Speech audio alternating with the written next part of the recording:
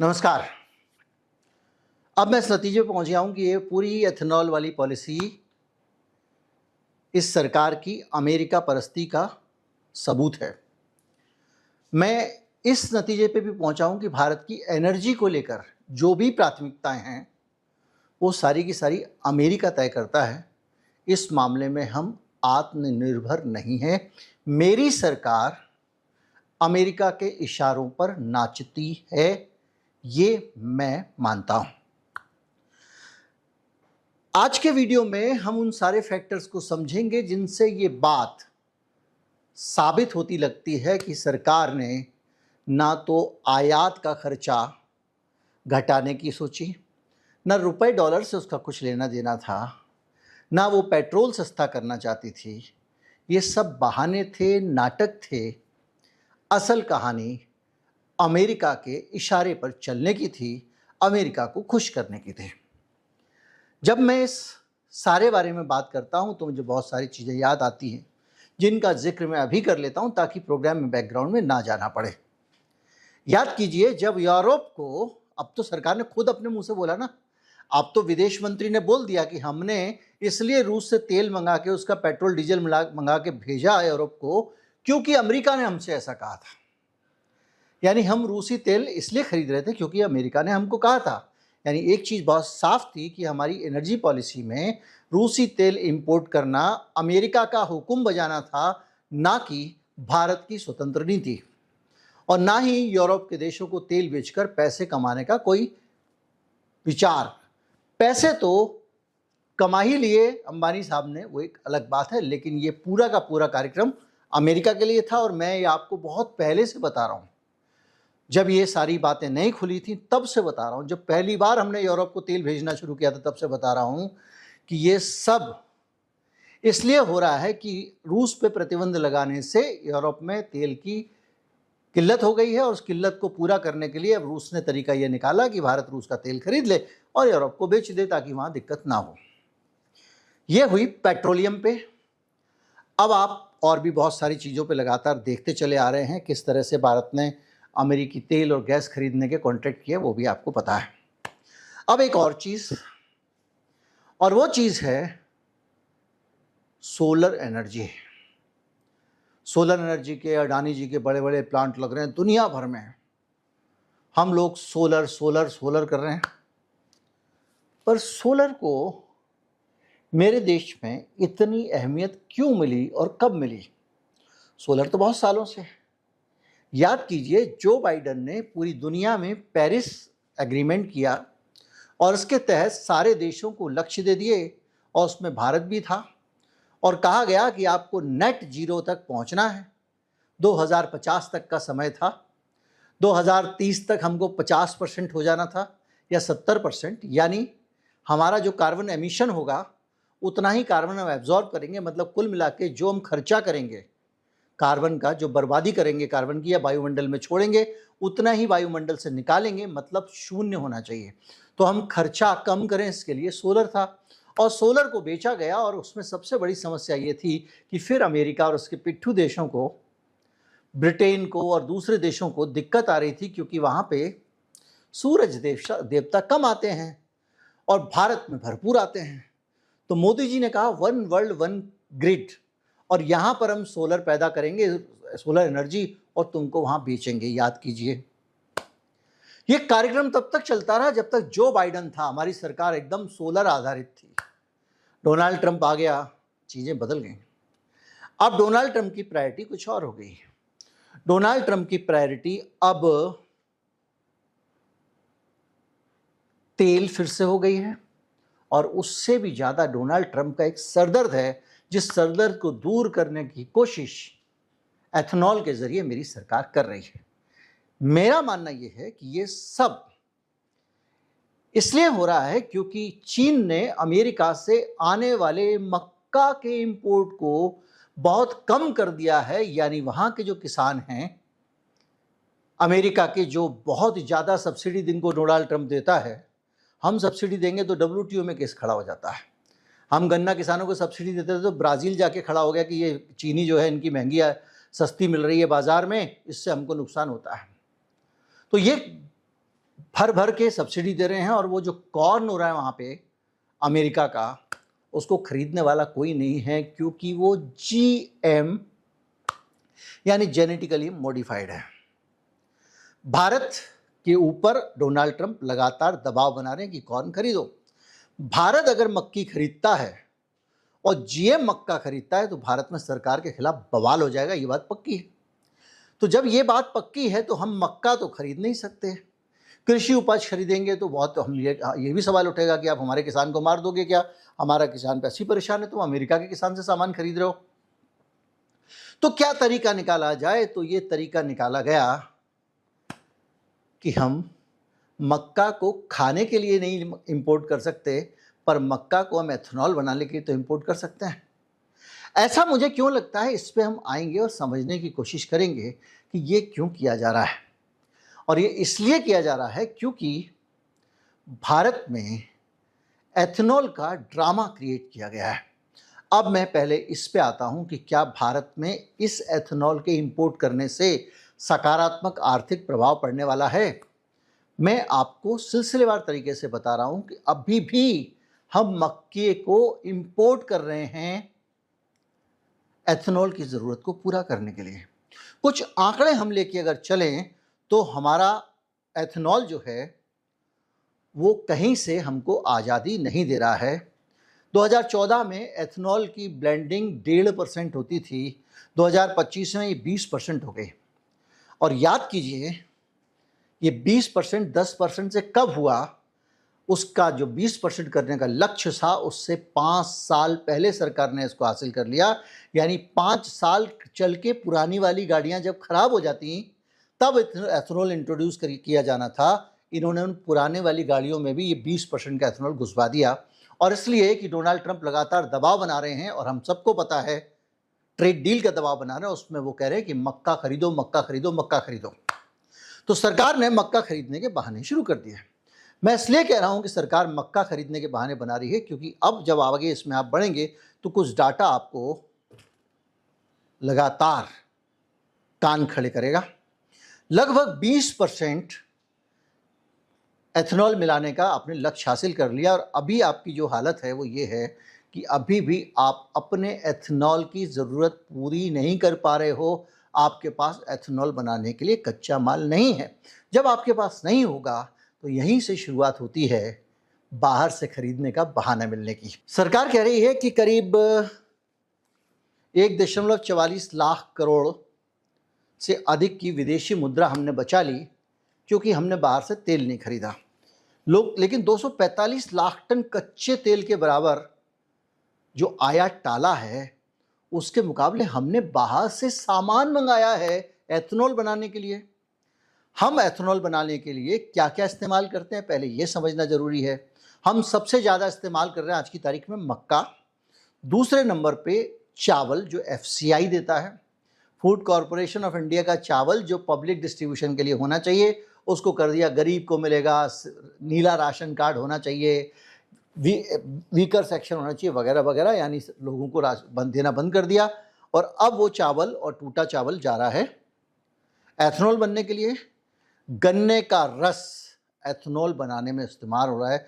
इसके अलावा B heavy और सी हैवी मोलेसिस भी इस्तेमाल हो रहा है। ये क्या होता है पहले ये समझ लीजिए। आपने तेल निकाल लिया, माफ़ कीजिए चीनी निकाल ली गन्ने के रस में से। चीनी निकालने के बाद एक स्थिति आती है कि कुछ ऐसा हिस्सा बचता है जिससे चीनी निकाली नहीं जा सकती, वो कहलाता है मोलेसिस। तो जब उस मोलेसिस का इस्तेमाल करके आप एथेनॉल बनाओगे तो किसी चीज़ पे असर नहीं पड़ेगा, उसका एक इस्तेमाल हो जाएगा। या शराब बनाने में, एथेनॉल बनाने में उसका यही इस्तेमाल होता रहा है।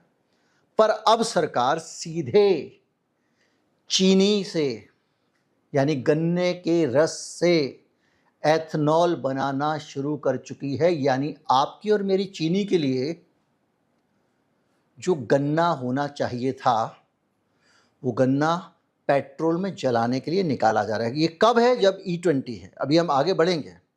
इसके अलावा कितनी चीनी डाइवर्ट हुई तो मैं आपको बताता हूं कि 22-23 में 43 लाख टन, 23-24 में 24 लाख टन और 34 लाख टन 24-25 में। क्यों? क्योंकि सरकार अब ये तो डाइवर्ट कर ही रही है। और आप याद रखिए इन्हीं 3 सालों में चीनी का दाम बढ़ा है। अब चीनी 50 रुपए के आसपास पहुंच गई है। तो अब धीरे धीरे सरकार क्या कर रही है, भाई चीनी से बनाएंगे तो बात नहीं बनेगी, हम मक्के की तरफ जाते, तो मक्के की तरफ बढ़ाना शुरू कर दिया। और ये अंदाजा लगा लीजिए कि 40 लाख टन चीनी डायवर्जन हो चुका है बनाने के लिए। मतलब आपके पास जब चीनी का उत्पादन कम होगा तो निश्चित तौर पे महंगा होगा मामला। जो चीज़ बाजार में दूसरी जगह बिक जाएगी उस चीज़ की ज़्यादा डिमांड हो जाएगी, उसका दाम बढ़ जाएगा। और इस तरह से देखा जाए तो मक्का जब आप उधर डाइवर्ट करते हो तो आपके पास उतना मक्का नहीं हो रहा है, तो आपने बड़ी संख्या में मक्के का आयात किया। आप जितना मक्का इस्तेमाल कर रहे हैं उसका 55% आपने म्यांमार से इंपोर्ट किया, 40% आपने यूक्रेन से इंपोर्ट किया, जो 5 और 3 8 9 लाख टन मक्का है। यानी देश में एथनॉल, जो मक्का इंपोर्ट हो रहा है एथनॉल के लिए करना पड़ रहा है, भारत में पर्याप्त मक्का है। ये कब करना पड़ रहा है? 20% है। जब 20% है और अगर ये 30% होगा तो निश्चित मान के चलिए कि मक्के की मांग 1.5 गुनी, चीनी जितनी अभी लग रही है, गन्ना लग रहा है, उसकी मांग 1.5 गुनी। यानी जितना आपकी चीनी की चम्मच में से काट के सरकार ने निकाल लिया एथनॉल के लिए, उसका 1.5 गुना निकल जाएगा। जितना मक्का जा रहा है उसका 1.5 गुना जाएगा, क्योंकि 30 हो जाएगा। अभी आपने देखा सरकार एक पॉलिसी लेकर आई है फ्लैक्स फ्यूल वाली। फ्लैक्स फ्यूल वाली पॉलिसी में 85% 100% एथनॉल का इस्तेमाल होना है। यानी अगर 85% और 100% एथनॉल का इस्तेमाल चलने वाली गाड़ियाँ जब चलन में आ जाएंगी, अभी तक तो नहीं आई हैं, लेकिन सरकार खरीदेगी गाड़ी, मारुति की गाड़ी नहीं बिक रही है, चलो सरकार खरीद लो। जब ये होने लगेगा तो ये जितनी भी चीज़ें हैं जिनसे एथनॉल बन रहा है, इनकी डिमांड कितनी ज़्यादा बढ़ जाएगी। बढ़ेगी तो 2 चीज़ें होंगी। एक चीज़ ये होगी कि ये सामान वहाँ डाइवर्ट होगा तो कहाँ इस्तेमाल होता है? मक्की का इस्तेमाल सबसे ज़्यादा होता है पोल्ट्री में। यानी मुर्गे को दाना खिलाया जाता है तो मक्का खिलाया जाता है, बहुतायत से। मक्का महंगा होगा तो अंडा महंगा होगा, मक्का महंगा होगा तो चिकन महंगा होगा। पशुओं को चारे के तौर पे भी मक्का दिया जाता है। अगर पशुओं का चारा महंगा होगा तो डेयरी भी महंगी हो जाएगी। Corn starch, liquid glucose, dextrin, पता नहीं 50 चीज़ें महंगी होंगी। तो आप कहेंगे इनके महंगे होने से क्या और हम नहीं खरीदते? ना, आप खरीदते हैं, क्योंकि आप जो बिस्कुट खाते हैं, नूडल्स खाते हैं, कन्फेक्शनरी खाते हैं, फार्मा प्रोडक्ट पर उद्योग, सब पे असर इसका आ जाएगा। बियर शराब पे भी असर आएगा। और इसके साथ साथ कॉर्न आधारित चीज़ें महंगी होने से सारे फूड महंगे होने वाले हैं। क्यों? क्योंकि हमको ना 1.5% विदेशी मुद्रा बच रही है। अरे भाइयों, जब ये सब आप इधर लगाओगे, इसके दाम बढ़ेंगे तो आपको दूसरी जगह से पैसे देने पड़ेंगे। कैसे देने पड़ेंगे इसको समझिए। जब आप कॉर्न ज़्यादा इस्तेमाल करोगे तो कुछ तो इंपोर्ट करोगे। कुछ किसान कहेगा कि भाई मक्के का दाम बढ़ रहा है, कल से सोयाबीन की खेती बंद, हम तो मक्के की लगाएंगे। तो जो तिलहन उगाने वाला किसान है वो मक्के की तरफ जाएगा। करीब दोनों एक जैसे वातावरण में होते हैं। तो फिर आप तेल इंपोर्ट करोगे, खाद्य तेल। सरकार कहेगी देखो जी, हमने तो पेट्रोलियम जो कच्चा तेल होता है उसका इंपोर्ट नहीं किया, उससे हमारा 1.8% का इंपोर्ट घट गया। ये छिपा लेगी कि मैं मक्का इंपोर्ट कर रहा हूँ एथनॉल बनाने के लिए। ये छिपा लेगी कि तेल खाने का इंपोर्ट करना पड़ रहा है एथनॉल बनाने के लिए। मतलब एथनॉल बनाने में मक्का जाने के कारण खाने के लिए हमारी आत्मनिर्भरता और कमज़ोर हो जाएगी। अभी तेल है भाई, क्राइसिस हो गया, कल के दिन तो सरकार कहेगी कोई गाड़ी नहीं चलाएगा। ठीक है भैया, भूखा तो नहीं मरेगा आदमी। अब खाने पीने की चीज़ें जो है वो विदेशों पर निर्भरता हो जाने का मतलब ये है किसी दिन गड़बड़ हो जाए तो क्या होगा। सोचिए, यूक्रेन में युद्ध चल रहा है, आधी दुनिया में हाहाकार हो गया था, गेहूं नहीं मिल रहा था, सूरजमुखी नहीं मिल रहा था, तेल नहीं मिल रहा था उनका। तो भारत तो आत्मनिर्भर रहता है हमेशा से, पर यह हुआ। इस वजह से बड़ा सारा नुकसान हमको दिखाई दे रहा है। मैं आपको कुछ आंकड़े देता हूं चीनी के, जिससे आपको बहुत कुछ सोचने में मदद मिलेगी। 2021-22 में भारत ने 394 लाख टन चीनी, ग्रॉस है ये, बनाई है। इसमें से 36 लाख टन एथेनॉल के लिए चली गई। 394 लाख टन में से 36 लाख टन, आप सोचिए 9% के आसपास चीनी हमारी कट की गई, और वो चीनी गई एथेनॉल बनाने के लिए।